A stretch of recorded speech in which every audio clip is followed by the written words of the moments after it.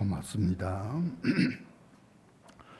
오늘은 우리가 우리 자녀들에게 대해서 좀 특별히 관심을 가지는 어린이 주일입니다. 해마다 늘 말씀하지만은 우리 한국에서 친족 관계를 나타낼 때에 삼촌부터 시작합니다. 삼촌, 사촌, 육촌, 팔촌. 왜 삼촌부터 시작인가? 이촌과 일촌은 왜 없는가? 있지요.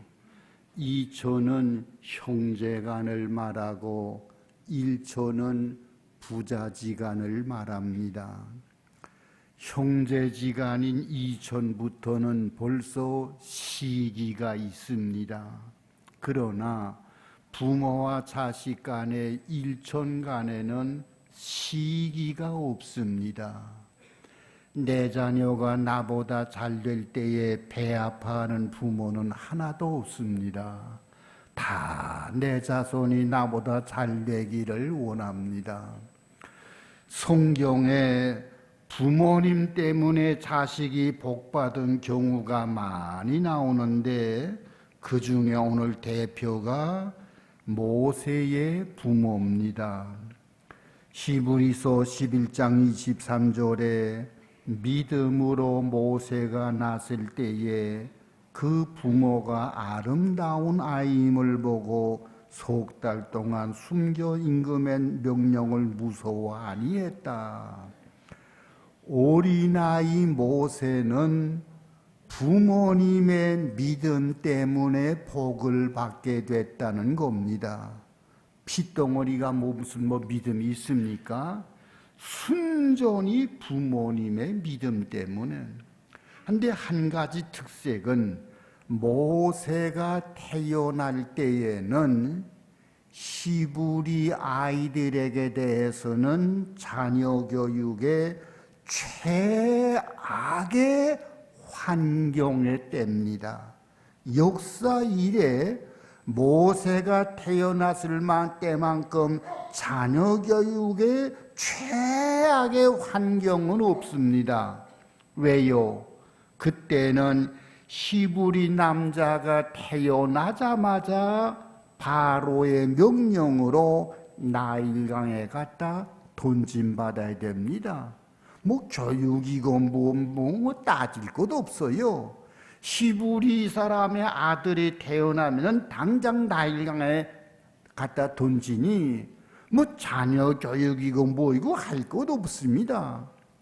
자녀 교육에 대해서는 최악의 환경인데 모세는 최고의 축복을 받았는데 한두 가지가 아니라 17가지나 최고의 복을 받았습니다. 최악의 환경에서 어떻게 17가지나 최고의 복을 받았을까? 순전히 핏덩어리로 태어난 모세의 부모님의 믿음 때문에 그렇게 된 겁니다. 우선 살펴보십시다. 첫째로, 다른 아이들은 태어나자마자 나일강에 던짐받아야 되는데 모세는 석 달 동안을 자기 집에서 버틴 겁니다. 석 달 동안을 버텨서요. 그거 왜 버텼어? 오늘 본문에 임금의 노함을 무서워 아니했다. 바로는 히브리 남자가 나면은 나일강에 던지라고 했지만은 모세 부모는 바로의 명령을 무서워 안 했습니다. 석 달을 버틴 겁니다. 왜요? 믿음으로 그랬다. 우선 믿음이 있으니 바로의 명령을 무서워 아니하고 석 달 동안을 숨긴 겁니다. 좀 안 됐지만은 핏덩어리 모세 나일강에 던지면 그걸로 끝나는 거죠. 교육이고 이거 그걸로 끝나는 거예요.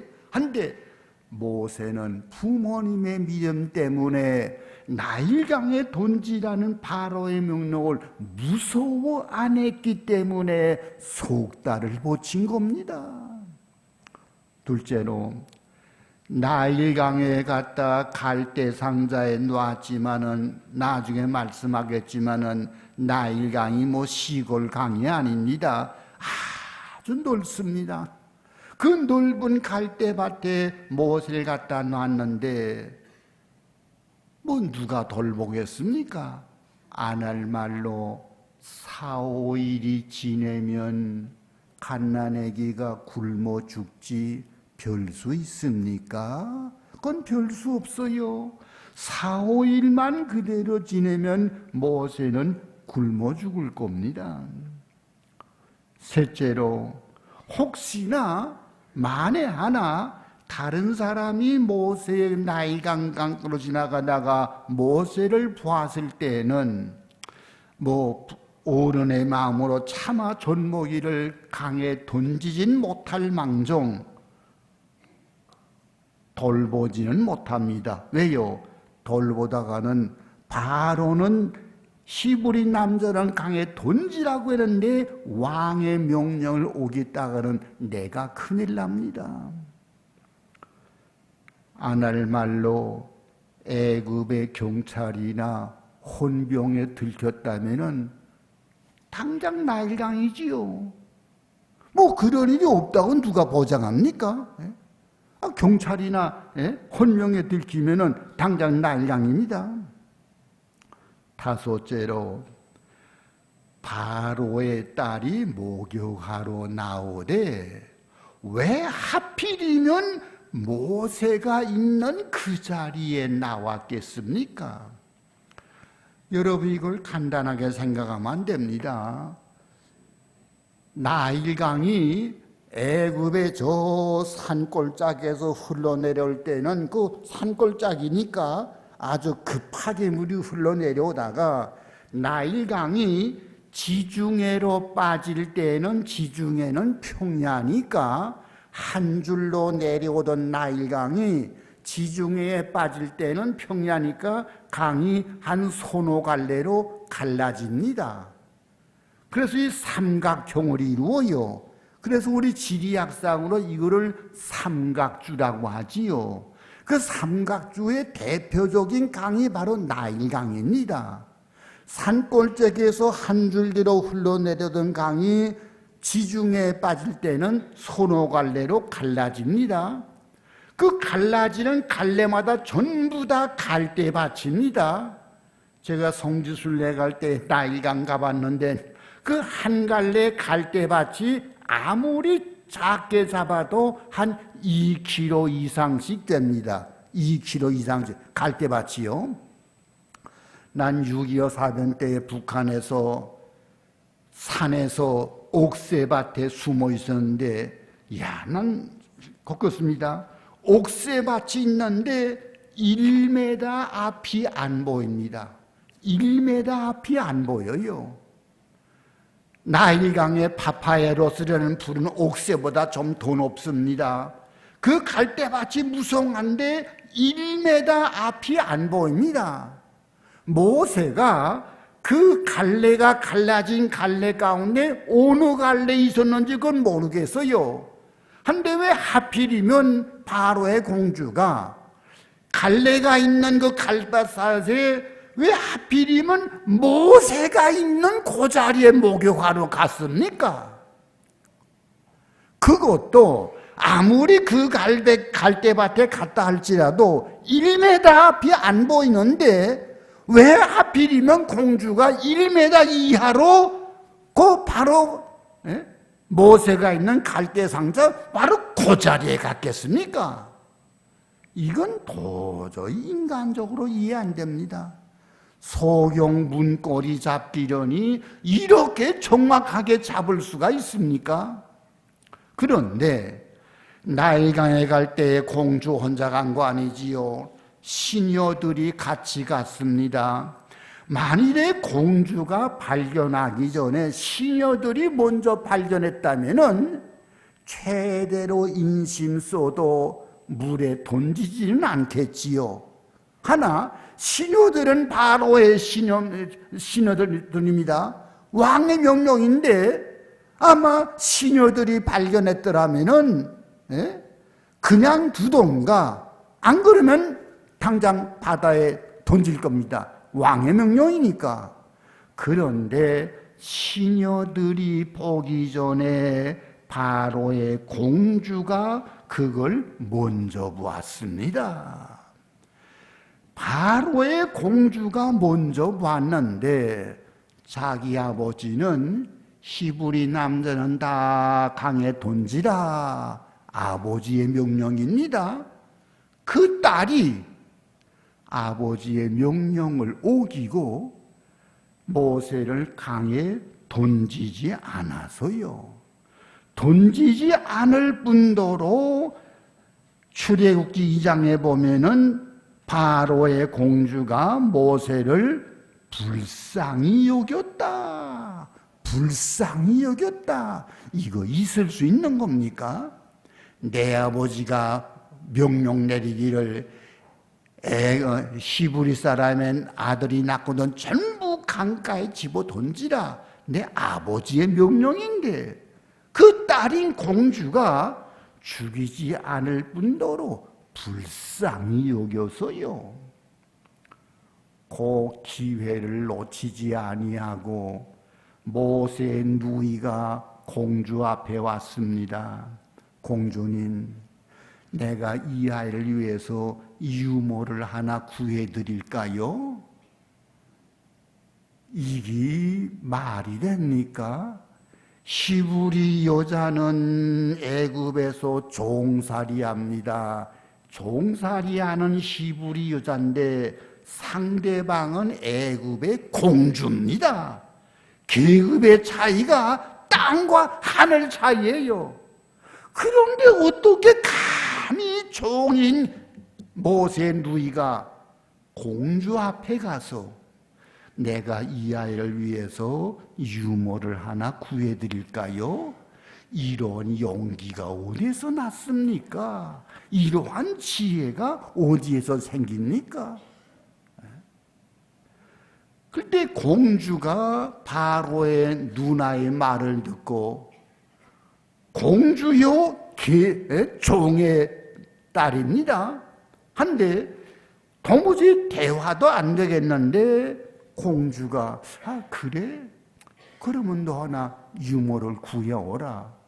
그 모세의 누나의 말을 받아들였습니다. 한술도 떠서 내가 월급까지 주마. 그러니까 유모를 공짜로 부리노. 월급까지 주마. 그래서 다른 아이들은 낳자마자 강물에 던지우는 신세에 모세는 자기 엄마 젖을 먹고 자라면서 엄마는 월급까지 받아가면서 젖을 먹였습니다. 일이 간단한 일입니까? 모세의 어머니가 모세를 이렇게 키우다가 때가 되매 이 모세를 공주로 다시 갖다 바쳤습니다. 그날 이후로 모세는 바로의 공주의 아들이 됐습니다. 공주의 아들이라. 공주의 아들을 누가 건드립니까? 그뿐만 아니라 사도행전 7장 22절 우리 한번 다 보십시다. 사도행전 7장 22절 신약의 198페이지입니다.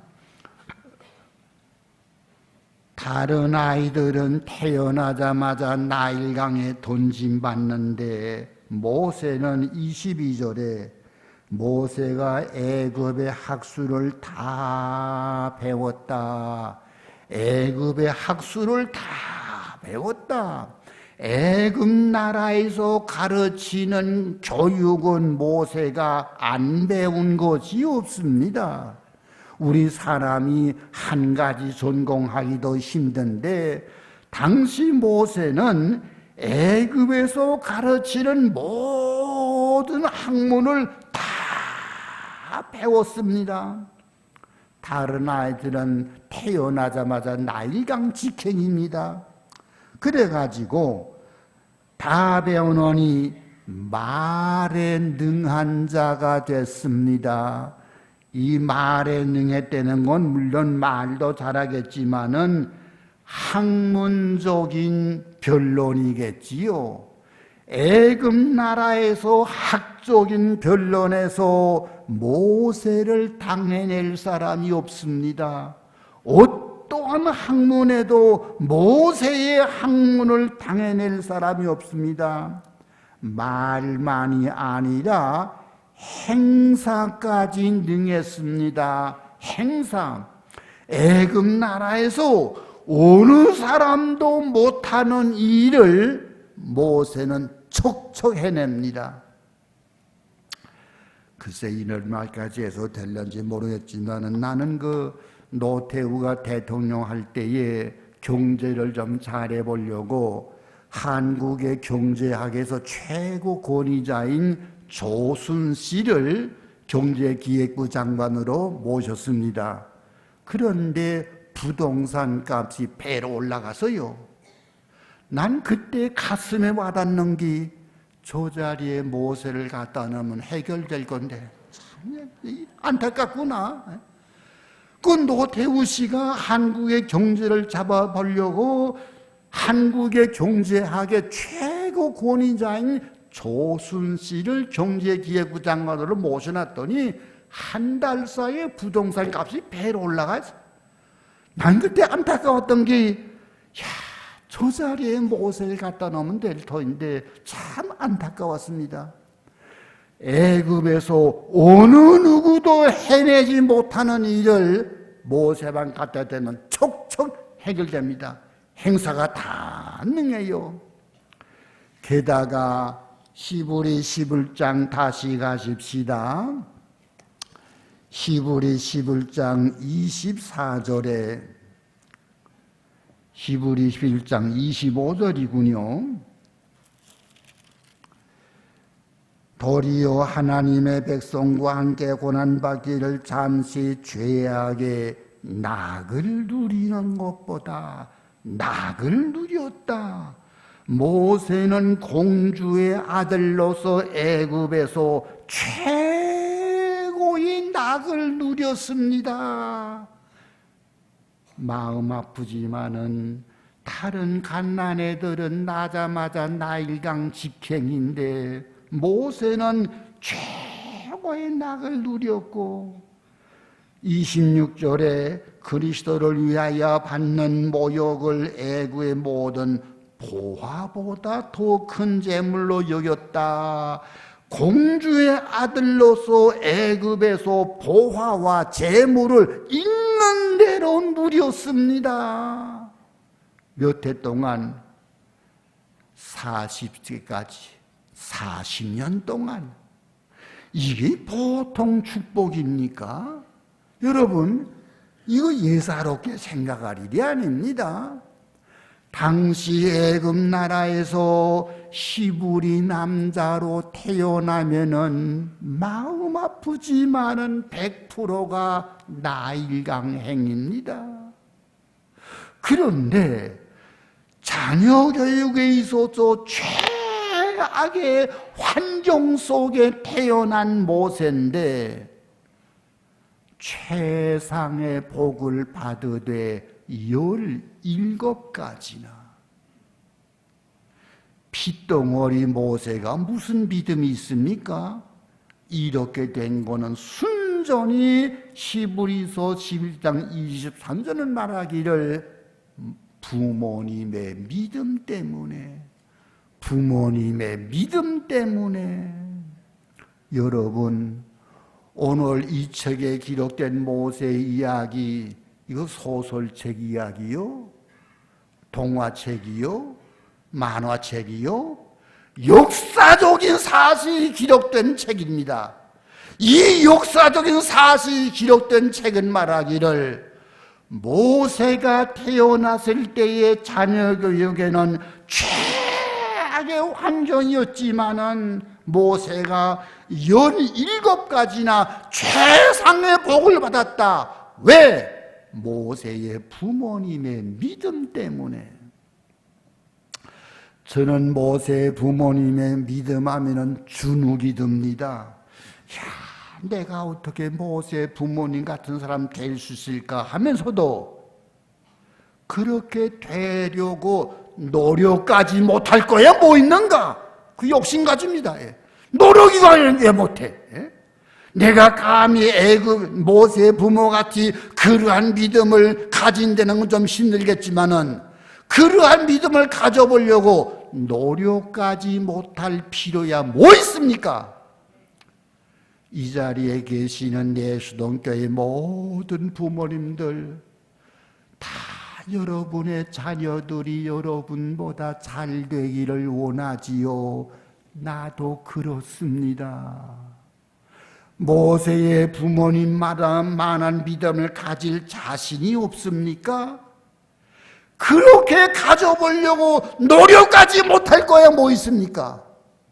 우리 한번 모세의 부모님 같은 믿음을 가져보려고 노력을 하고 이왕이면 그러한 믿음을 가져서 여러분들의 자녀가 21세기의 모세로 자랄 수 있는 여러분 자신이 21세기의 대한민국의 모세의 부모님들 될 수 있기를 바랍니다.